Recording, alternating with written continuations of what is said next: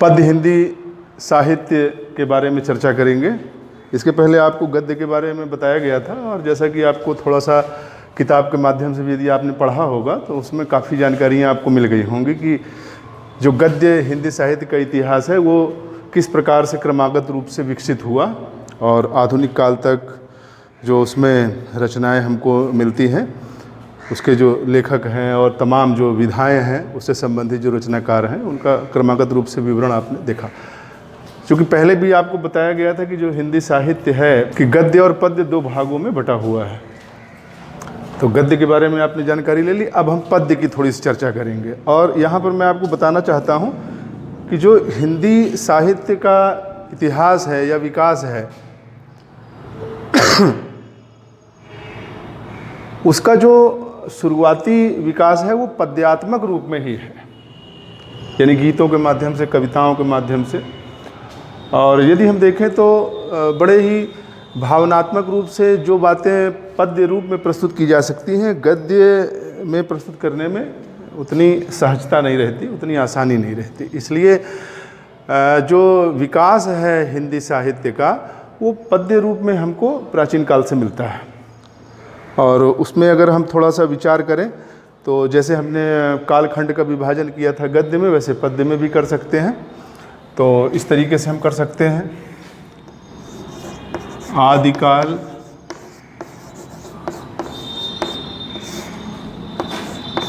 दूसरा भक्ति काल, तीसरा रीतिकाल, चौथा आधुनिक काल।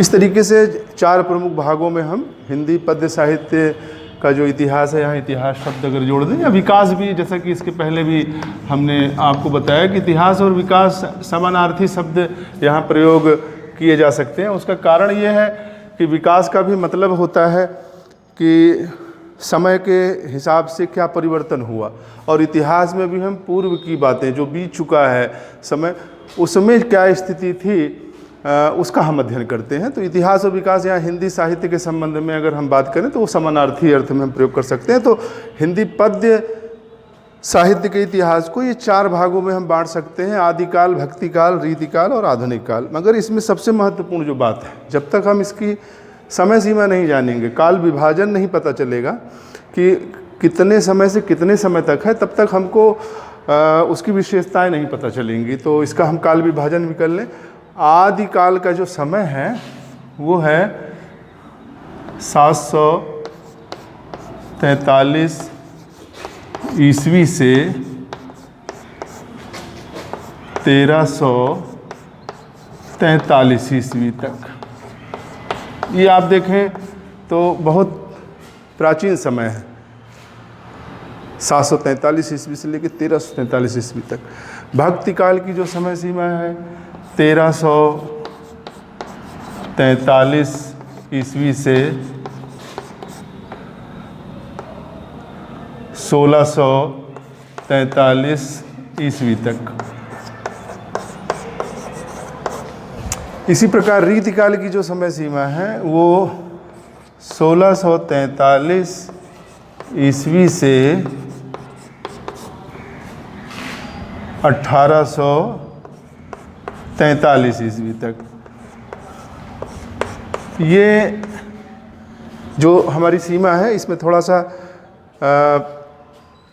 किताबों में इस तरीके से लिखा रहता है, मगर चूँकि आधुनिक काल की जो शुरुआत है वो भारतेंदु युग से ही मानी जाती है, तो ये जो 43 हमारा है इसमें दुविधा या संशय की बात पैदा हो जाती है। मगर पद्यात्मक हिंदी साहित्य के इतिहास में किताबों में ऐसा दिया गया है ये रीतिकाल की समय सीमा। इसको हम अगर देखें तो जो गद्य खंड का हमारा था, जिसमें हमने भारतेंदु पूर्व युग की जो समय सीमा निर्धारित की थी और उसके बाद भारतेंदु युग की, तो भारतेंदु युग की समय सीमा हमने 1868 ईस्वी से किया था। तो इसको व्यावहारिक बनाने के लिए 1843 ईस्वी तक जो दिया है, इसको 1868 ईस्वी तक भी किया जा सकता है। कारण ये है कि ताकि ये लगे कि हाँ, उस युग की शुरुआत जिस व्यक्ति से हुई वो व्यक्ति मौजूद था। क्योंकि 1843 में अगर हम बात करें तो भारतेंदु हरिश्चंद्र जी नहीं थे। भारतेंदु हरिश्चंद्र जी का जो जन्म है वो 1850 ईस्वी में हुआ, और कोई व्यक्ति पैदा होते ही रचना नहीं करने लगता।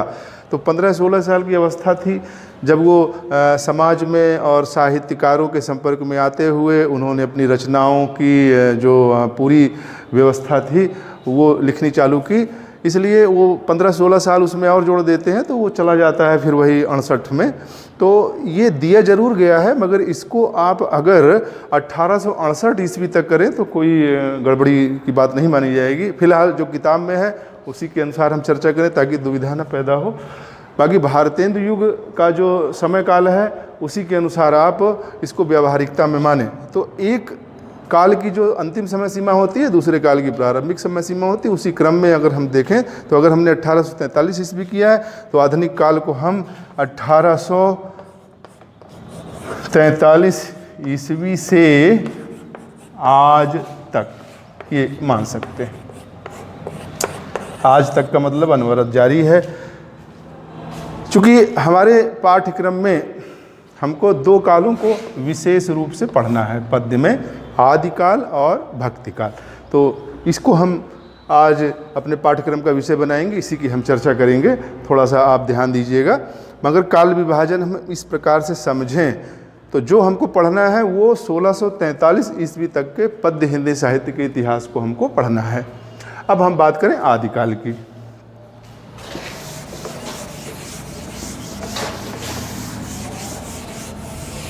तो आदिकाल में जैसा कि 743 ईस्वी से 1343 ईस्वी तक की समय सीमा है, एक लंबी समय सीमा है। लगभग अगर आप देखें तो 600 साल तक की समय सीमा लगभग ठहरती है।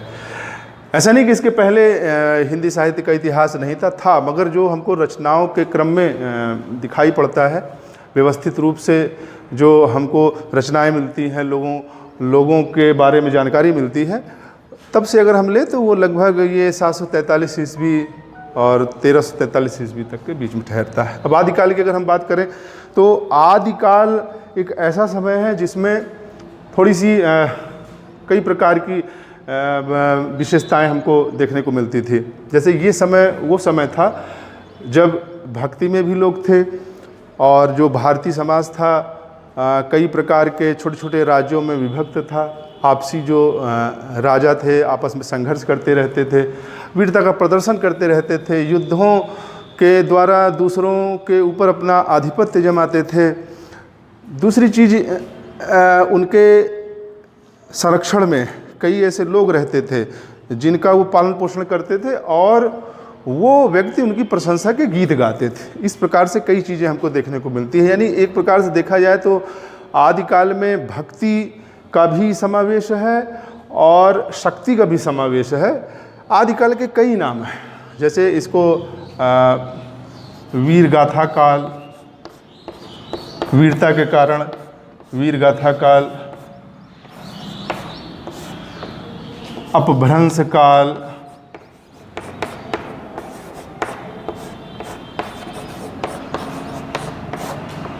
चारण काल,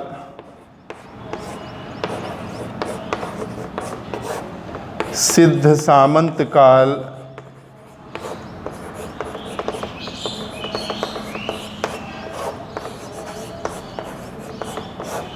बीज वपन काल, और भी बहुत सारे। मगर आदिकाल, आदि माने होता है प्रारंभ।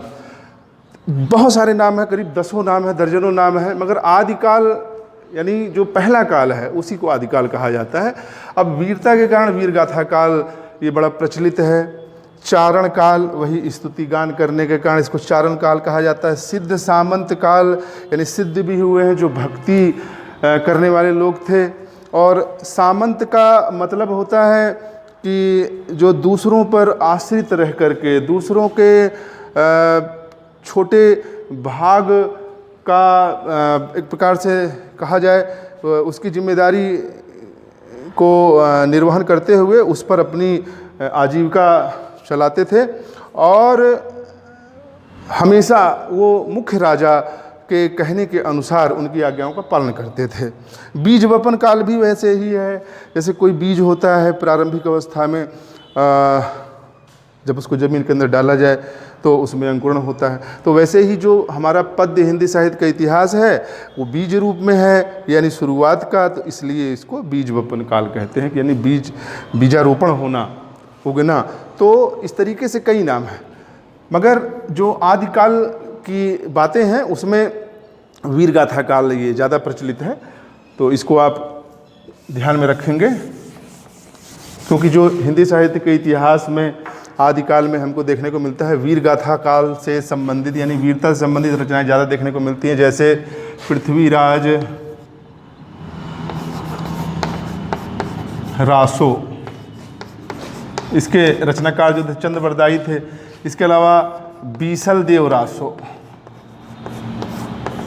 बीसल देव रासो नरपतिनाल थे इसके बाद परमाल रासो। तो रासो साहित्य की बहुत परंपरा है, इसके जगनीक रचनाकार थे। तो ऐसे ही बहुत सारे, रासो का मतलब ही होता है कि जो एक बृहद वर्णन है जिसका नाम पहले दिया हो, पृथ्वीराज के जीवन से संबंधित जो भी उनका विवरण है उसका, बीसल देव जो एक राजा थे उनके जीवन से संबंधित जो पूरा है, और परमाल इसी प्रकार जो थे उनके विषय में जो जगनीक नामक रचनाकार ने कहा। ये सब आश्रित रचनाकार थे और उन्होंने अपने आश्रयदाताओं के वीरता का, प्रेम का, शासन व्यवस्था का उसमें खूब चित्रण किया है। तो ये हमको रचनाएं देखने को मिलती हैं। मगर यदि हम बात करें कि आदिकाल का जो पहला रचनाकार कौन है, तो उसमें एक सिद्ध थे, उनका नाम था सरहपा। सरहपा, हो सकता है अभी किताब में ना हो, तो ये थे, ये आदिकाल के प्रथम कवि माने जाते हैं। और इन्होंने चूँकि मुक्तक काव्य जैसी चीज़ें लिखी, मुक्तक का मतलब होता है जैसे दोहे और छोटे छोटे जो पद हैं जिनका स्वतंत्र रूप से अपना महत्व है, किसी एक पद का दूसरे पद से संबंध नहीं होता, वो अपने आप में पूर्ण होते हैं, अर्थसंगत बातें, चाहे उसमें नीति की बात हो, भक्ति की बात हो, ज्ञान की बातें हो। तो छोटे मोटे इन्होंने ऐसे मुक्तकों की रचना की, तो सरहपा को पहला प्रथम कवि माना जाता है। मगर यदि हम रचना की बात करें तो वो एक जो है वो है श्रावकाचा, ये पहली रचना मानी जाती है, जो इनकी नहीं है, देवसेन की है, इसको देवसेन ने लिखा है, ये पहली रचना मानी जाती है, ये प्रथम कवि हैं। तो इस प्रकार से यदि देखा जाए तो आदिकाल के प्रथम कवि सरहपा है और आदिकाल की प्रथम रचना है सावकाचा। ठीक है, इसमें आश्रम व्यवस्था और थोड़ा सा जो हमारे गृहस्थ जीवन के नियम हैं उसके पालन के विषय में इसमें बताया गया है। तो इस प्रकार से यदि हम देखें तो आदिकाल में रासो साहित्य देखने को मिलता है, मगर इन रासों में पहली रचना का जिक्र नहीं है। पहली रचना श्रावकाचार है, पहले कवि भी इसकी रचना करने वाले लोग नहीं हैं, पहले कवि सरहपाद हैं जो एक सिद्ध थे। तो और भी बहुत सारी ऐसी रचनाएं हैं जो हमको आदिकाल में देखने को मिलती है। अब एक काल की विशेषताएं होती हैं, तो सबसे पहली बात तो जो आदिकाल की विशेषता है उसमें वीरता प्रधान काव्यों की रचना की गई है। दूसरा, आश्रयदाता राजाओं के विषय में प्रशस्ति उनकी गाई गई है। तीसरा, श्रृंगार रस का और वीर रस का चित्रण खूब किया गया है। चौथी जो बातें हैं उस काल में जो राजनीतिक व्यवस्था थी, सामाजिक व्यवस्था थी, उसका भी चित्रण कहीं न कहीं रचनाओं में किया गया है। तो इस प्रकार से अगर हम देखें तो आदिकाल में थोड़ी सी भक्ति की भी रचनाएं हैं, यानी ईश्वर के महिमा का, उनकी भक्ति का भी हल्का फुल्का चित्रण हमको सिद्धों और जो नाथ संप्रदाय के कवि रहे हैं, गोरखनाथ जैसे लोग, उन्होंने किया है। तो इस प्रकार से आप इसको समझ लीजिएगा। दूसरा जो हमारा पाठ्यक्रम से संबंधित काल है वो है भक्ति काल।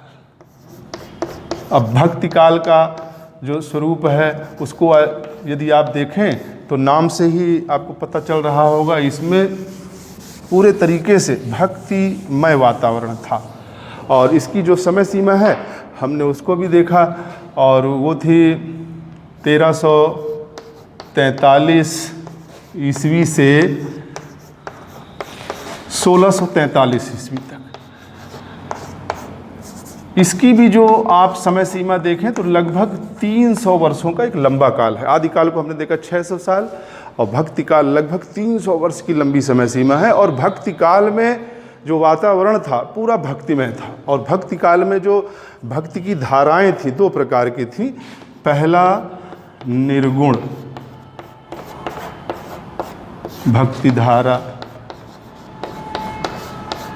दूसरा सगुण भक्ति धारा।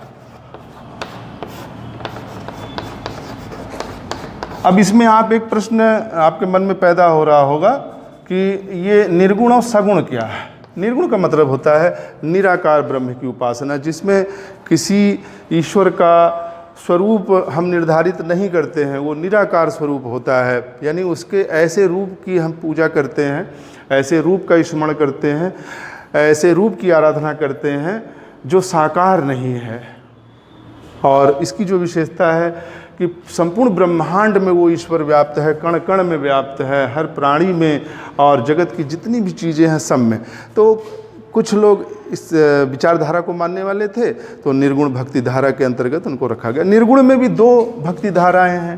पहला है ज्ञानाश्रयी और दूसरा है प्रेमाश्रयी। यानी जिसमें ईश्वर को ज्ञान का रूप मान करके और उसकी पूजा की जाती थी। यानी ज्ञान का आधार जो ईश्वर है वो ज्ञानाश्रयी सखा। इसमें जो सबसे प्रमुख कवि माने जाते हैं वो कबीर दास जी हैं। कबीर, ध्यान रखिएगा हमेशा। और प्रेमाश्रयी शाखा में प्रेम को ईश्वर का स्वरूप माना जाता है। यानी जो संसार में लौकिक प्रेम है, जिसमें एक स्त्री, एक पुरुष, एक नायक, एक नायिका का आपसी जो तालमेल है, आपसी जो उनका संबंध है, उसके द्वारा ईश्वर और आत्मा का, यानी परमात्मा और आत्मा का स्वरूप निर्धारित करते हुए उस भक्ति भाव को प्रदर्शित किया जाता है। और इसके जो श्रेष्ठ कवि हैं वो हैं जायसी। इनका पूरा नाम है मलिक मोहम्मद जायसी। किताब में विवरण मिलेगा। तो ज्ञानाश्रयी शाखा और प्रेमाश्रयी शाखा निर्गुण भक्ति धारा के अंतर्गत आती हैं। और इसमें ज्ञान को ही ईश्वर का स्वरूप माना जाता है, इसमें प्रेम को ईश्वर का स्वरूप माना जाता है। इसमें कबीर दास जी हैं। कबीर दास जी के अलावा भी बहुत सारे हैं, जैसे रैदास हैं, दादू हैं, मलूक दास हैं, नानक हैं, ठीक है, धर्मदास हैं। तो इस तरीके से बहुत सारे ऐसे कवि रहे हैं, रचनाकार रहे हैं। और इनको कवि कहना ठीक नहीं होगा, बल्कि संत थे। ये सत्य की खोज करने वाले थे, ज्ञान की खोज करने वाले थे, और ज्ञान के द्वारा ईश्वर को प्राप्त करना चाहते थे। तो उनका अपना एक महत्व था, क्योंकि ज्ञान, ऐसा ज्ञान जिससे समाज का हित किया जा सके, समाज को की दिशा निर्धारित की जा सके, बहुत बड़ी बात होती है। और ऐसे लोग सत्य की खोज में रहे, उन्होंने अपना सारा जीवन खपा दिया, इसीलिए इनको कवि कम और संत ज़्यादा कहा जाता है। प्रेमाश्रयी अगर देखा जाए तो इसमें अगर हम बात करें तो जायसी का पद्मावत एक रचना है। पद्मावत, इसके अलावा और भी बहुत सारे रचनाकार रहे हैं। मंझन रहे हैं, उस्मान रहे हैं, कुतुबन रहे हैं, शेख नबी रहे हैं। और उनकी रचनाएं जो भी उस समय उन्होंने लिखी, सब में प्रेमाश्रय का गुण देखने को मिलता है। प्रेम को ही उन्होंने पूजा, और प्रेम के द्वारा ही उन्होंने ईश्वर की प्राप्ति का अपना मार्ग प्रशस्त किया।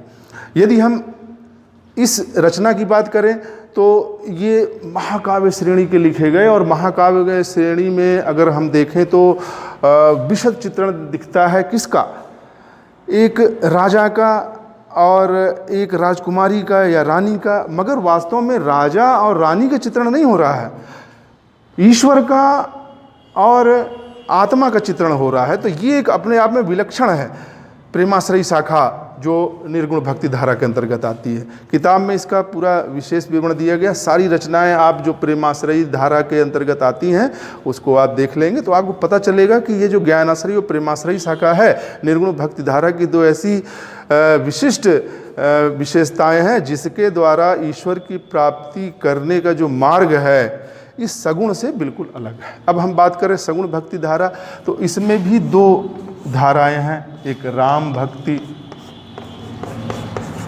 और दूसरा है कृष्ण भक्ति।